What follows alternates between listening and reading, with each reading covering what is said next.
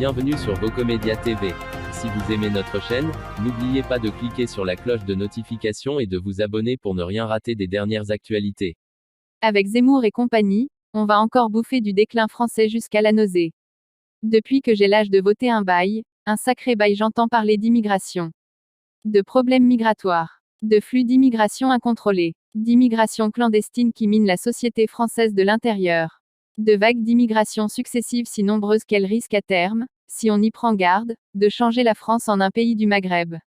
De grands remplacements, d'une disparition de l'identité française au profit d'une venue des confins de l'Afrique. Et d'un déclin supposé qui n'en finit pas d'arriver. À chaque élection présidentielle, on nous resserre la même chanson. La France est en danger. La France recule. La France capitule. Les barbares sont à nos portes quand ils ne sont pas déjà à l'œuvre dans nos villes et nos campagnes. On est chez nous, scandent depuis des décennies et des décennies les mêmes troupeaux d'ahuris au Rassemblement du Front, Rassemblement national. Où l'on entend les mêmes rengaines xénophobes. Les mêmes diatribes identitaires, les mêmes inquiétudes sournoises, les mêmes crispations, les mêmes cris d'angoisse répétés à l'infini. La France se meurt, la France agonise, la France se suicide. Nos frontières sont poreuses. Les clandestins se comptent par millions qui nous coûtent des milliards. Le sentiment d'insécurité n'a jamais été aussi élevé. Les Français ont peur quand ils rentrent chez eux à la nuit tombée. Chaque jour, la République recule sous le coup de boutoirs de populations étrangères qui veulent nous imposer leur mode de vie. Même la langue française est en péril. Le métro est devenu une tour de Babel où l'on s'apostrophe dans toutes les langues de la terre sauf celle de Victor Hugo. Et l'identité française dont nous avons hérité de nos glorieux ancêtres, notre bien le plus précieux, se dilue comme un cachet effervescent perdu dans un litre de kéfir. Depuis le temps que ces marchands de peur nous annoncent des lendemains apocalyptiques, la France aurait dû depuis belle lurette être une république islamique. Si on avait cumulé l'essentiel des prédictions catastrophistes édictées par ces Cassandres en l'espace de 40 ans, la France d'aujourd'hui devrait être composée de 50 millions d'Arabes parmi lesquels subsisteraient à grand-peine 12 tribus de Français de souche réduits à vivre en esclavage, à la lisière des villes dominées par des minarets grands comme la Tour Eiffel.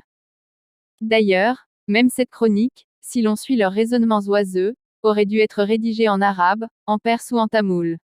Moi-même, afin de faire plaisir au nouveau rédacteur en chef du journal, un barbu afghan aux relations douteuses, une sorte de métèque à la peau plus que foncée, une petite frappe arabisante, je n'aurais eu d'autre choix que de me choisir un patronyme qui évoque plus les dunes du Sahel que les plaines de Sibérie. Moumou El Chagaloufi aurait été mon nom de plume. Il n'y a rien de plus lâche et de plus méprisable que de faire porter le poids de ces infortunes sur des populations qui n'ont jamais rien demandé à personne. Les furies nationalistes sont avant tout une paresse de l'esprit, un raisonnement simpliste pour essayer de donner du sang à un monde qui la plupart du temps n'en a pas. On fantasme sur l'étranger envahisseur afin de circonscrire ces peurs qui vous saisit tout entier et vous empêche de dormir, ce fameux sentiment d'insécurité qui la plupart du temps s'avère être la trouille de ne point se retrouver dans le monde de demain quand d'autres plus courageux, plus travailleurs, plus malins viendront prendre votre place, place que vous pensiez pourtant acquise à jamais. Car oui, le monde change et c'est tant mieux. Quoi de pire que l'immobilisme? Certains appellent cela la tradition ou l'ordre qui fige un pays dans une sorte de formole, un éther bien ordonné où quoi qu'on puisse entreprendre, on retombe toujours sur ses pattes.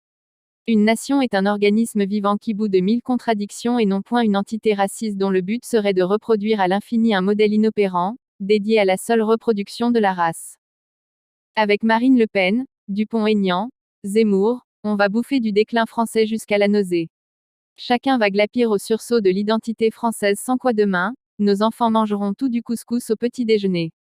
Chacun ira de sa petite musique, ce refrain d'une France perdue à elle-même, gangrenée par une immigration de masse qui sape les fondements même de la nation. Ce seront des lamentations à n'en plus finir que viendront éclairer des appels à fermer les frontières pour ne point salir le sang bleu de la patrie en danger. Cela fait 40 ans que l'on nous resserre cette souffrance et nauséabonde, ces élucubrations de perroquets gâteux et haineux. Et qu'il nous faudra encore et encore recracher au visage de ceux qui agitent des peurs bien commodes pour asseoir des idées d'avant-hier. Restez informés en profitant des dernières actualités en format audio, à écouter sans modération chez vous, au bureau ou dans votre voiture.